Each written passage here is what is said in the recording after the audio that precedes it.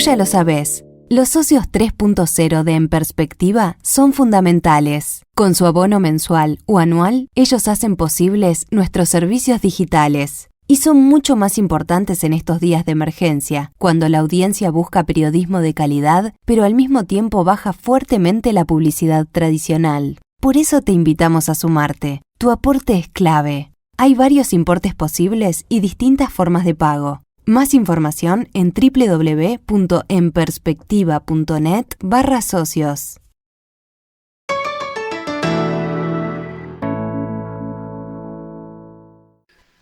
Ustedes saben, el turismo es uno de los sectores más afectados por la emergencia sanitaria que recorre el mundo a raíz de la pandemia del nuevo coronavirus. Acá en Uruguay estamos en las puertas de una semana emblemática, dedicada justamente al turismo, pero en la cual esta vez las autoridades exhortan a la población a que rompa con la tradición y se quede cada uno en sus casas. Entonces, ¿cómo se trabaja desde el ministerio de este ramo? ¿Qué se hace? ¿Cómo se enfrenta una situación tan extraña como esta? Vamos a conversarlo con el subsecretario, Remo Monseglio. Monseglio, buen día, gracias por acompañarnos. Buenos días, Emiliano, un gusto de escucharte y estar en contacto con toda tu audiencia. Sí, conversamos por primera vez desde que tiene esta responsabilidad en esta coyuntura tan extraña, ¿no? Es muy rara la posición que le toca a su cartera en estos días. Casi que se podría cambiar el nombre, se podría poner Ministerio de No Turismo, ¿no? ¿Cómo les resulta a ustedes el papel que les ha tocado? Bueno, como se imaginarán, en mi caso particular estoy enfrentando la paradoja más extraña, más grande que me puedo haber encontrado en la vida. Yo nací un viernes santo, un viernes de semana de turismo en un hotel. En consecuencia, mi vida a lo largo de todos estos años está ligado a la promoción del turismo. Sí, recordemos, usted alude al Hotel de la Familia en Santa Lucía, ¿no? En Santa Lucía, el Vilmore, donde siendo un niño allá por los años 60 yo ayudaba a mi viejo a escribir cartas a una vieja máquina Remington, mirá el marketing que se hacía en aquella época. Le mandábamos a los futuros matrimonios, salían los edictos en el diario oficial, y le mandábamos la propuesta que fueran a pasar la luna de miel allí. Así que imagínate, 60 años tratando de provocar que la gente salga en Semana Santa, salga en Semana de Turismo, haga luna de miel, veranee, disfrute del campo, disfrute de los hoteles, y hoy nos encontramos tratando por todos los medios que la gente no se traslade por motivos turísticos. Sí, en estos días, otros años, estaríamos viendo en todos los medios de comunicación esas campañas publicitarias tradicionales, ¿no? Las del ministerio que llaman a los uruguayos a disfrutar de los atractivos de nuestro propio país. Bueno, esta vez esos avisos no están. Y además, nosotros tratando de llegar a todos los medios de comunicación, como son ustedes, que siempre ayudan a esas difusiones.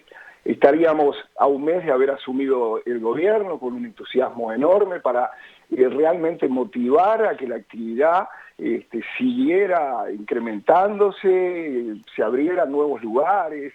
Nosotros cuando asumimos, en el caso particular, empecé ya a pensar en grandes proyectos para algunos destinos turísticos puntuales de la costa, tratar de motivar inversores.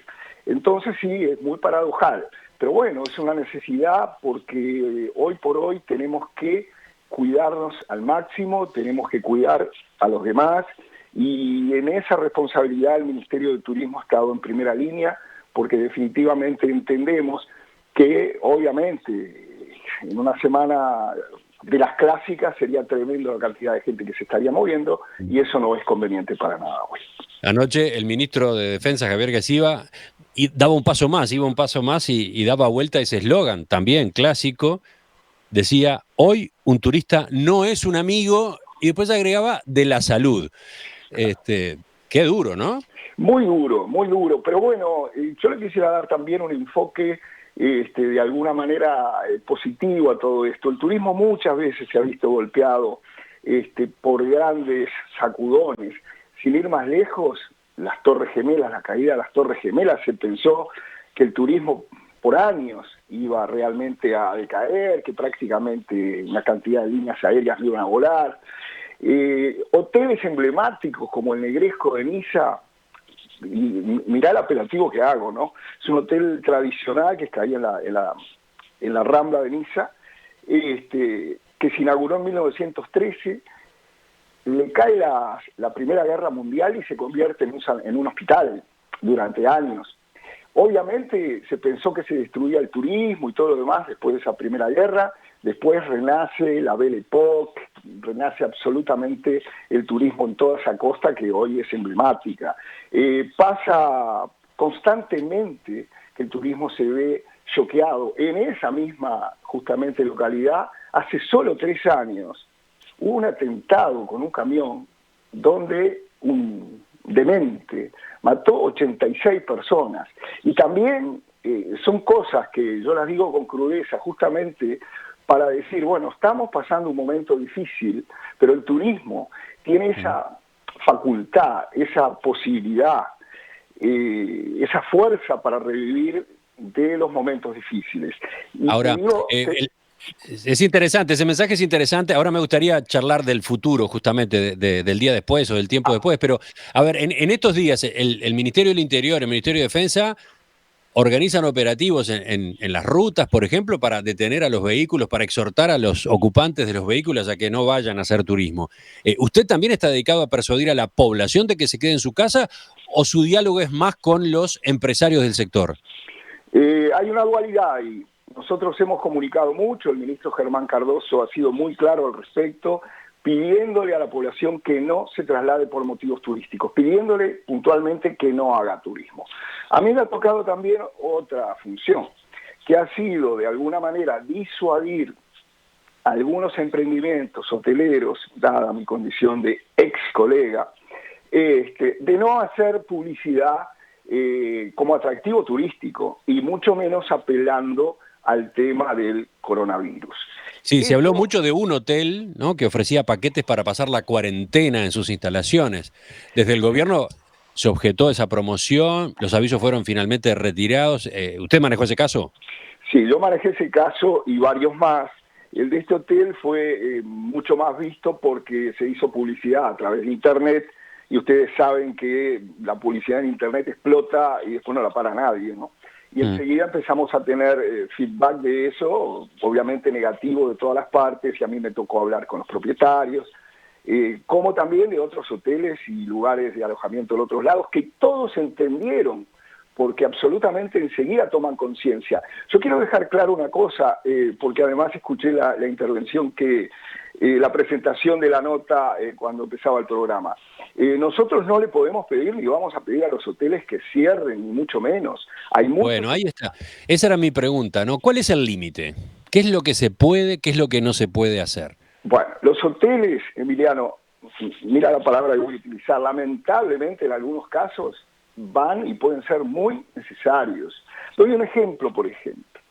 Una persona dedicada a la salud, médico o médica, enfermero o enfermera, que vive con su pareja, con sus hijos, quizás hasta con sus padres, 5 o 6 personas en una casa, que hay muchos casos. Esa persona que está en la primera línea de combate de esta pandemia, y bueno, va a tratar de preservar a su familia, y probablemente tenga que encontrar algún lugar donde recluirse, o al revés, parte de la familia, sobre todo aquellos que están en situación, en zona de riesgo, como se llama, los mayores de 65, muchos pueden estar recurriendo a lugares donde poder alojarse. Por eso digo que nosotros no le pedimos a ningún hotel que cierre, al contrario, los que puedan, doblemente bienvenidos. ¿Por qué? Porque pueden ser necesarios y además porque mantienen fuentes de trabajo que también obviamente huelga a decir la importancia. Usted está aludiendo a situaciones que se han dado en otros países del mundo ya, por ejemplo, cadenas de hoteles que hacen convenios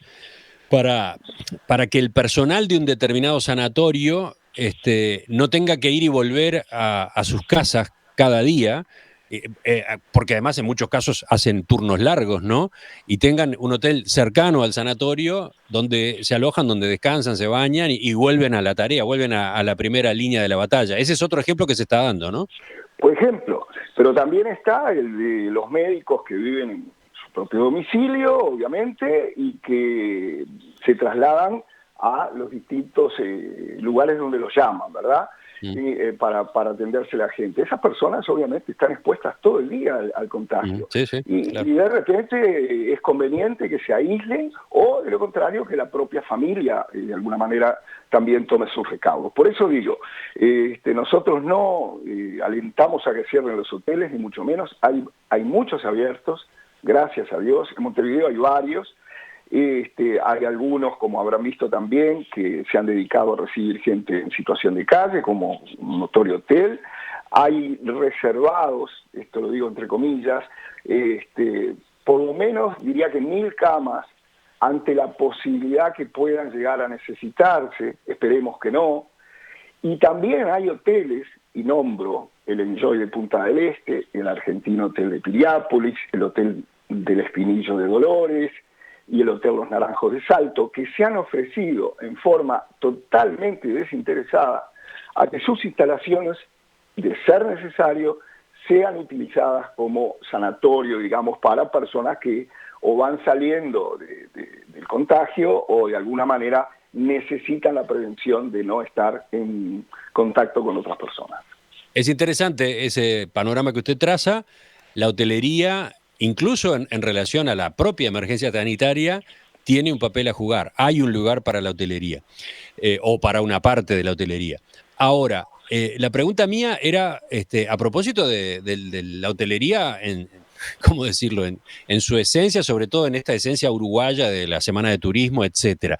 ¿Cuál es el límite para la actividad de un hotel en estas jornadas que vienen? ¿Qué es lo que pueden hacer? ¿Qué es lo que no pueden hacer? Bueno, lo primero que le pedimos es que no convoquen gente por motivos turísticos. Por lo tanto, queda la posibilidad solamente de gente del lugar, de la zona, del área, digamos, del entorno, que necesite por diferentes razones recluirse, tomar precauciones, ellos o la familia. Y también hay gente que está trabajando, Emiliano, en diferentes lugares y que obviamente necesita dónde alojarse. Notoriamente los medios de transporte están limitados casi a cero. En consecuencia, también eso puede hacer que alguna persona que se traslada por motivo de trabajo tenga que quedarse en un hotel. Básicamente es eso. Y no quisiera dejar pasar... Y dejando de lado los hoteles, un segundo, Monseglio, otros operadores turísticos, ¿qué puede hacer en estos días un restaurante? ¿Qué puede hacer alguien que organiza cabalgatas? ¿Qué puede hacer alguien que ofrece, no sé, vuelos en parapente? Convengamos que nada de eso está recomendado hoy. Justamente hay que evitar todo tipo de aumento de contacto entre las personas. Esto es una reacción en cadena, que la única manera que tenemos de disminuirla es quitando eslabones. Y los eslabones somos nosotros, los seres humanos. En consecuencia, difícilmente nosotros podemos generar ningún tipo de actividad turística, deportiva o de la que fuere, que incremente ese movimiento de personas. Hoy, yo saqué una frase ahí, me quedó media solemne, pero yo decía, hoy hacer patria es no hacer turismo. Y creo realmente en eso. Estoy convencido. El otro día, y brevemente lo cuento, hablé con un ex compañero de estudios en Italia, es el alcalde de un pueblito que se llama Pompiano, está en el corazón de la Lombardía, tiene 3.800 habitantes. Este amigo me decía, Remo, tuve que cerrar el cementerio, enterré 10 personas en este pueblito en una semana. ¿Sabés cómo se contagiaron o nos contagiamos? ¿Y por qué cerré el cementerio? Porque la gente iba y tocaba las canillas. Y obviamente quienes asistían al cementerio eran parientes de gente que había fallecido infectada. El otro caso que me planteó, y por eso lo transmito, la gente se infectó muchísimo jugando a las cartas. Allá es tradicional, en los pueblos italianos, en las tardes los veteranos se juntan a jugar a las cartas. Bueno, ese es un medio de contagio, pero increíble. Y me lo decía llorando este amigo, un hombre ya grande, ¿verdad? También los billetes, en la promiscuidad que se maneja el dinero muchas veces. Y yo les tengo que decir a todo el mundo, porque me lo pedía por favor, dice, decirle a tu gente, se laven las manos cada vez que tocan un billete, traten de no estar tocando pestillos de puertas que sepan que no están totalmente esterilizados. Esa fue realmente la locura que se generó en Lombardía, que es el lugar que realmente donde está el epicentro de toda esta pandemia. Ahora, Monseglio, usted le dice a un operador turístico que muchas veces es una microempresa, una empresa familiar o hasta es un individuo, ¿no? Usted le dice, no organice nada, estos días no ofrezca nada, no ofrezca ningún servicio. Ahora, está la contracara de eso. Esa persona, esa familia necesita ingresos, necesita trabajar. Me gustaría que en la segunda parte de esta entrevista, por lo menos brevemente, viéramos ese otro lado de esta historia, ¿le parece? ¿Cómo no? Continuamos en la entrevista con Remo Monseglio, subsecretario de Turismo, fue presidente de la Cámara de la Industria Hotelera del Uruguay, es técnico superior en hotelería, egresado de la Escuela Alberghiera di Stresa de Italia, también tiene un título de gerencia de hoteles otorgado por la Universidad Holiday Inn en Estados Unidos. Monseglio, hablábamos del conflicto hablábamos de esta situación tan particular que le toca enfrentar como subsecretario ahora de este ramo, esta exhortación permanente a que la gente no haga turismo interno y a que los operadores no ofrezcan servicios, sobre todo en estos días, los que se vienen, los de Semana de Turismo. Ahora, ¿cómo maneja la otra cara de esta historia? La de ese operador que puede ser una familia, que puede ser una unipersonal y que necesita ingresos. ¿Cómo dialoga en esos términos? Bueno, se imaginarán que a mí me llaman desde hoteleros hasta los pescadores artesanales de Dorado, en Salto y en Paysandú. Gente que obviamente tiene diferentes necesidades y obviamente se ve perjudicada también en forma disímil. Quiero ser bien claro en esto, no es lo mismo, Emiliano, los hoteles, digamos, de la costa atlántica, llamémosle así, o por lo menos de toda la costa nuestra, también de los balnearios más cercanos, que estaban terminando su temporada alta y que en una gran mayoría, por ejemplo, en el este, tanto en Rocha como en Maldonado, cierran en invierno, obviamente se van a ver perjudicados esta Semana Santa. Pero en líneas generales, prácticamente ya había terminado la temporada alta el sí, 1 claro, de marzo. está bien. No es lo mismo que los hoteles termales, que comenzaban su temporada alta. Ahí está justamente la balanza y cómo se compensan ese tipo de cosas o se descompensan.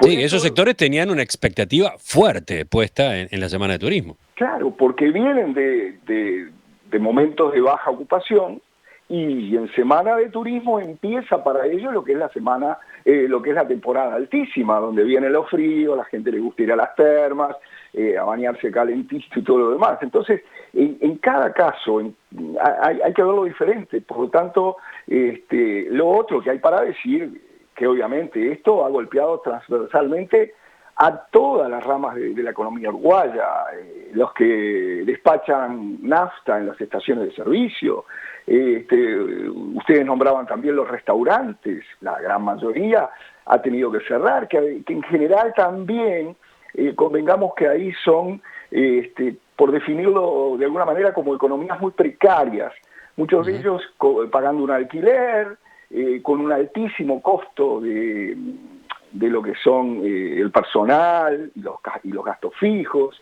que en consecuencia obviamente es muy difícil aguantar por mucho tiempo una situación así. Por eso digo, esto nos ha tocado absolutamente a todos, a la propia Y prensa. entonces, en ese diálogo, el Ministerio, ¿qué tiene para decirles a esas empresas, a esas personas? ¿Hay alternativas? ¿Cómo se maneja desde su posición de gobernante? Lo que hay para decirle es que lo que primero que no tenemos que perder es la esperanza. Primero. Segundo, acotar ese margen de tiempo para que este problema, que esta pandemia se solucione, no se incremente. Ahí está el secreto, hacia ahí estamos apuntando nosotros, Emiliano, porque Sí. no podemos hacer otra cosa. No podemos solucionar temas que nos exceden. Para algo en estos momentos, y lo está haciendo con realmente en muy buena forma, el Ministerio de Salud Pública, el propio Presidente de la República, y todo un equipo con todos los ministros, sus secretarios y todos los que integramos el gobierno, que estamos con esta prioridad, que es la emergencia sanitaria, y que dure lo menos posible. Y yo quiero hablarte del día después, que espero que sea lo más pronto posible. Pero a ver, un segundo, sí. Con respecto al día de hoy, con respecto a lo que está pasando, en definitiva entonces lo que entiendo es que para estos sectores o para estos operadores o para estas personas, lo que hay disponible son las herramientas que el gobierno está dando a conocer, las distintas formas de asistencia, de apoyo, son esas, no hay nada específico para el turismo. No, a ver, el turismo tiene sus representantes. Puntualmente los dos mayores representantes de las gremiales turísticas son la Cámara Uruguaya de Turismo, que prácticamente aglutina un porcentaje altísimo de todas las gremiales, y también por el lado de los viajes está Audavi, por ejemplo, que son las agencias de viaje y todo. Nosotros nos hemos reunido con ellos, nos han hecho planteos muy puntuales, que los hemos elevado a quien corresponde. En este caso, o sea que puede haber medidas específicas para empresas del sector turístico todavía. Claramente, y se van a tomar en la medida que se pueda, y la va a tomar justamente el ministerio que corresponde. Puntualmente los dos ministerios han sido Economía y Finanzas y Trabajo. Se imaginarán que son los dos ministerios que pueden y han tomado algunas medidas que de alguna forma ayudan a paliar esta situación, porque el resto de la ayuda ha sido horizontal, desde las capas más desprotegidas de la sociedad, se ha ido ayudando cada vez un poquito más. En consecuencia, los recursos están volcados hacia eso. Y la última pregunta sobre la coyuntura, ¿ustedes tienen números? ¿Cuántas son las personas, por ejemplo, afectadas? No lo tengo en este momento. Notoriamente hay 70.000 personas que han ido al seguro de paro. Entendemos que un porcentaje importante son del área turística, ¿verdad? Porque es la que se bloqueó, fue la primera que se bloqueó. Digamos. Sí, fue la primera. Y vayamos entonces a lo que usted proponía, el día después, ¿de qué manera lo están manejando? El día después lo estamos manejando, siguiendo con nuestros planes, pero quería compartir con la audiencia una videoconferencia que tuvimos hace 3 días con viceministros, fundamentalmente, y algunos ministros de 14 países de Latinoamérica, países con realidades muy diferentes, algunos que están en situación crítica, como Perú, con toque de queda, otros como nuestro vecino cercano, que lo toman de otra manera, México, Paraguay, Chile. Si en algo coincidimos los representantes de esos 14 países, es que el día después que esto pase, que logremos superarlo, Latinoamérica va a ser el refugio turístico de muchos países, de muchos turistas del mundo. ¿Por qué? Porque toda esta autorreclusión que nos estamos imponiendo o imponiendo, de alguna manera, una vez que podamos salir, van a venir a buscar los paisajes que tenemos acá, los campos interminables, los mares, lagos, montañas, todo lo que tiene América Latina. Usted decía entonces, en la región se tiene la convicción de que esta parte del planeta en el día después va a ser un destino con mucho interés para los turistas de otras partes del mundo. Sin lugar a dudas. Y además, fíjate también la coincidencia, este año nos tocaba a nosotros, Uruguay, y personalmente el ministro me había designado para la organización del Día Mundial del Turismo, que se iba a repartir en 2 días, 26 y 27 de septiembre. Iban a venir referentes de una cantidad de países del mundo, estaba dedicado al agroturismo, al turismo rural. Íbamos a hacer una actividad acá el día 26 y el 27 nos íbamos en vuelos charter a Cataratas del Iguazú, un destino también emblemático en Latinoamérica. Por lo tanto, todavía tenemos la esperanza de poder llegar bien a esa fecha. Todavía alentamos esa esperanza y vamos a seguir trabajando en eso porque, repito, y como empecé la nota contando justamente cuántas veces el turismo se ha tenido que levantar, esta va a ser una más de ellas y yo creo que nosotros que hoy estamos convocando a que no se haga turismo, esperamos muy prontito cambiar el chip y estar alentando a la gente a que salga y que visite todos los hermosos lugares que hay en nuestro país. Remo Monseglio, subsecretario de Turismo, flamante subsecretario de Turismo, lleva un mes apenas en el cargo. Le agradezco su participación esta mañana en Perspectiva. Seguimos, volvemos sobre estos temas en cualquier momento. Muy buenos días y gracias.